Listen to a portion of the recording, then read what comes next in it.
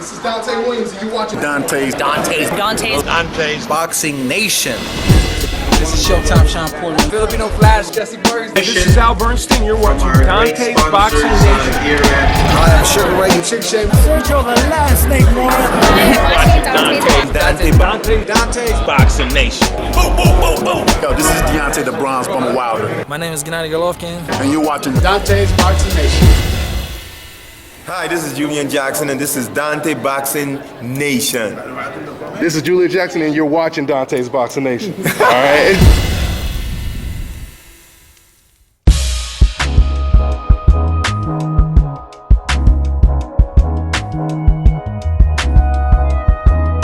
Dante's Boxing Nation, what's going on, guys?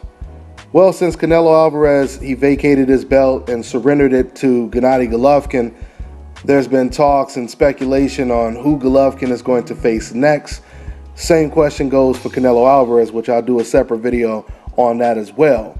But recently, Bob Arum, he's been aggressively trying to get his fighter in the ring with Golovkin, which is the undefeated super middleweight champion, Gilberto Ramirez.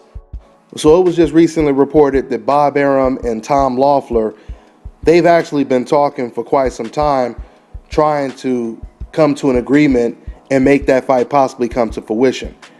Now, there's no doubt about it, a fight like that would definitely catapult Golovkin's career, assuming that he could even beat someone like Gilberto Ramirez. Once again, it's always a challenge to move up in weight and fight someone who's strong at their own weight class, because now, things are just a little bit more balanced when it comes to Golovkin's natural size and power.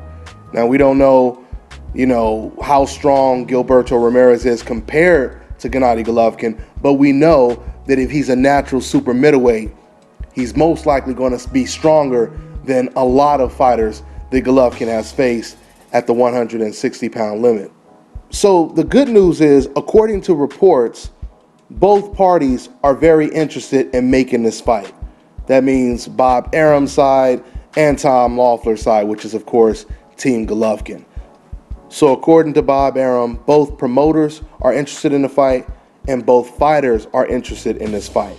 That is the good news. The bad news is, if that fight were to ever happen, it most likely wouldn't happen till next year, around May 2017. That is the bad news. Now, that's no fault of Gilberto Ramirez. Gilberto Ramirez, he already has another fight lined up. He's going to defend his title on the Terrence Crawford versus Victor Postal undercard on July 23rd. And according to Golovkin's trainer, Abel Sanchez, they want to fight Golovkin at least 2 more times this year. So the question is, who can Golovkin face if he's not going to face Gilberto Ramirez next? Now, I know Gennady Golovkin, he wants Billy Joe Saunders next. But the only problem with him wanting him next is, if you guys have noticed, Billy Joe Saunders, he's been missing in action when it comes to doing interviews lately. He hasn't really said anything about the Golovkin fight lately. And the funny thing is, I always say, when it comes to UK fighters, what I really like about them is they are very elaborate. As a reporter, they give the best interviews. You ask them a question, they give you full answers. They don't give you some type of vague response. They always break it down. In other words, they always have something to say, and that is good when it comes to boxing. It promotes the sport, it promotes that fighter, right? So when you hear a UK fighter, and I know you can't stereotype all of them, but it's very rare when you hear a UK fighter not talking too much, especially when someone is calling him out. That's the situation that Billy Joe Saunders is in right now. That leads me to believe that even though Billy has said that he's willing to fight Golovkin next, and as long as the fight is in the UK and he wants this and he wants that, assuming he gets all of those things, that fight can easily be made, right? That's the perception when you listen to what Billy has been saying lately. Or at least that's what he was saying before the Amir Khan fight. We don't know what he's saying to himself right now. So I don't have a whole lot of confidence in that fight happening. I wouldn't be surprised if it does. It makes all the sense in the world. But right now, It's completely up to Billy if he wants to take that fight, if he wants to take that risk. So once again, if Golovkin can't get Saunders in the ring next, and his second choice or his third choice, because his first choice was Canelo, his third choice would be Danny Jacobs. That's another great fight. Now, Danny Jacobs, he hasn't showed that he was interested or he's been interested in taking that fight either. Matter of fact, they're trying to order, it's been reported that they're basically trying to order Danny Jacobs to either fight Golovkin or give up the belt. Now, I don't think that they're trying to order him right now, but eventually, I believe that's what they're planning on doing. But when it comes to Danny Jacobs, I hear that he's going to at least get another title defense before he's even forced to fight Golovkin, if they do force him to fight Golovkin next or after his next title defense. So once again, if Billy Joe Saunders, Danny Jacobs, if they're out of the runnings, who does Golovkin face next? He can't fight Gilberto Ramirez next. Who does he fight next? The only real viable opponent that I could see for Gennady Golovkin would be Edis Landi Lara. Once again, Lara has been aggressively calling out Gennady Golovkin.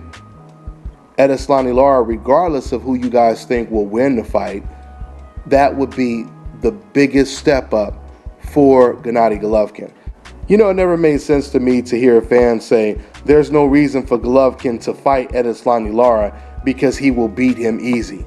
That doesn't make any sense, because if that's your only excuse for why you don't want to see the fight, then that means you should have been complaining when Golovkin was fighting Marco Antonio Rubio, when he was fighting Willie Monroe, when he was fighting Adama, when he was fighting these opponents.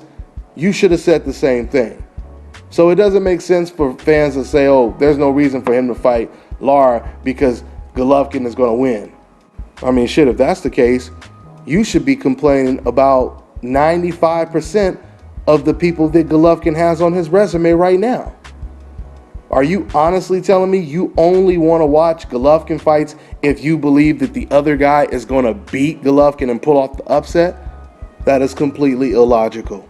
Okay? So let's use some common sense here. Once again, Golovkin versus Edis Landi Lara would be bigger than the David Lemieux fight. It would be bigger than the Adama fight. It'll be bigger than the Dominic Wade fight. And we get to see if Gennady Golovkin can do something to Edis Landi Lara that no other fighter was able to do, and that is knock out Edis Landi Lara. Okay? So, once again, like I told you guys, I truly believe that Canelo Alvarez, dropping and vacating the belt, refusing to basically fight Golovkin next, that doesn't only affect Canelo, but it affects Golovkin as well. Because now, once again, Golovkin is forced to work harder to reach that superstar status, or even that pound-for-pound top 3 status. And I truly believe that now, if Gennady Golovkin were to get the opportunity to fight Billy Joe Saunders and Danny Jacobs, unify all of the belts, that would definitely propel Golovkin's status. Now, if he were to do that, regardless if he did it or not, but if he were to move up in weight and beat Gilberto Ramirez, that would be a hell of a statement. That would be a hell of a statement. Because if you guys have noticed, a lot of fighters that moved up in weight, a lot of them weren't the same. I mean, it takes a special fighter to move up in weight and still be as dominant as they were in their natural weight classes. I mean, I remember when Arthur Abraham, when he was a middleweight, Arthur Abraham, a lot of people don't remember this, but Arthur Abraham, he was a very dominant, impressive, undefeated middleweight champion. It wasn't until he moved up to super middleweight, and at the same time, he did step up in competition. I mean, he was in the Super 6 tournament, so, he's fighting the likes of Andre Durrell, Andre Ward, Carl Froch, so he definitely had to step up in competition while he was stepping up in weight. And then you have Adrian Broner, who at 135, Adrian Broner was extremely dominant.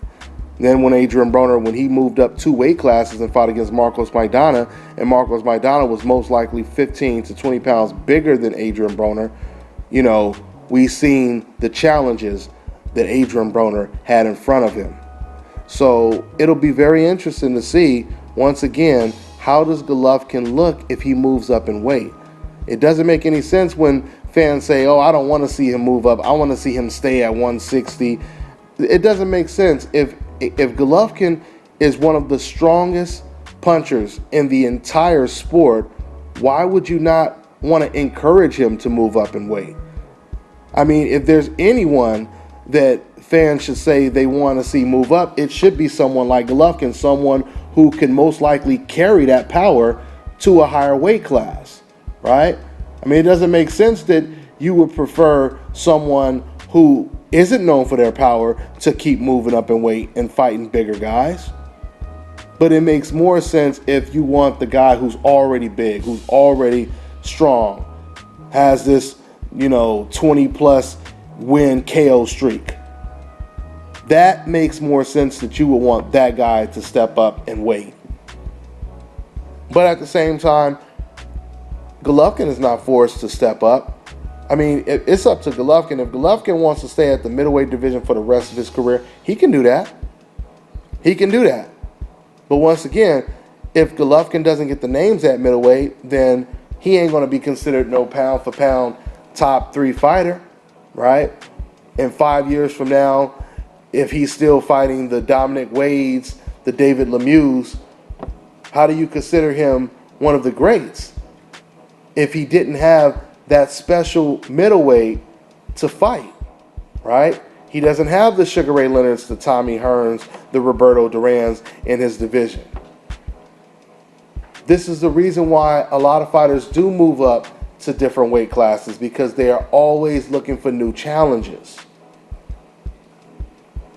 So let's see what happens. Let's see what happens with Gennady Golovkin. Let's see what happens with Canelo next.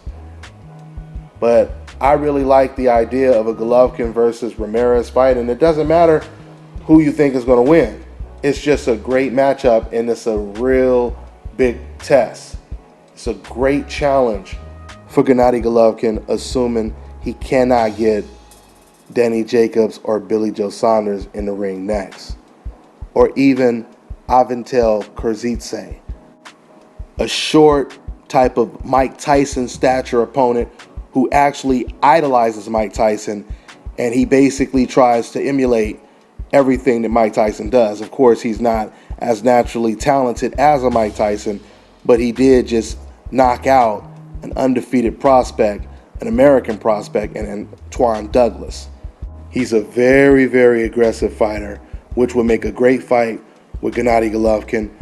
And him knocking out Antoine Douglas, that markets that fight. So that would be a great matchup as well at the middleweight division. So we'll see what happens, guys. It'll be very interesting to see who Golovkin ends up facing next. That's all I got for now. I'm on to the next one. Hi, you're watching Dante's Boxing Nation. Woo!